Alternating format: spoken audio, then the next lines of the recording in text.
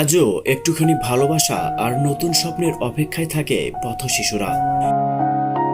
তাদের মুখে হাসি ফোটানোর চেষ্টা করেছে দৈনিক পুনরুত্থান পরিবার। আনন্দ কি সবার জীবনে সমানভাবে আসে?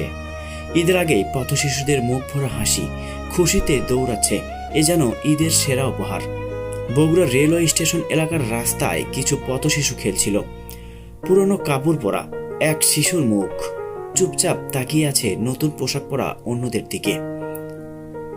ঈদের আগে কিছু ছোট মুখ আজও অপেক্ষায় থাকে একটুখানি ভালোবাসার, একটুখানি নতুন স্বপ্নের। রেলওয়ে স্টেশনের আশপাশে পথ শিশুদের শরীরে নতুন পাঞ্জাবি পরিয়ে দেওয়া হয়েছে।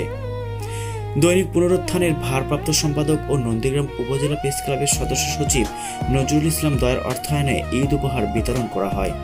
পথ শিশুদের সঙ্গে সময় কাটিয়েছেন দৈনিক ইনকিলাব বিশেষ সংবাদদাতা মহসিন আলী রাজু, জাতীয় সাংবাদিক উন্নয়ন সংস্থার কেন্দ্রীয় সভাপতি মমিনুর রশিদ শাহিন, সাংবাদিক আরমান হোসেন ডলার, আশিক সুজন, মিজানুর রহমান আশিক, জিহাদ আহমেদ হিরো, রেজাউল আকবর ও আবু রায়হান সহ অনেকেই।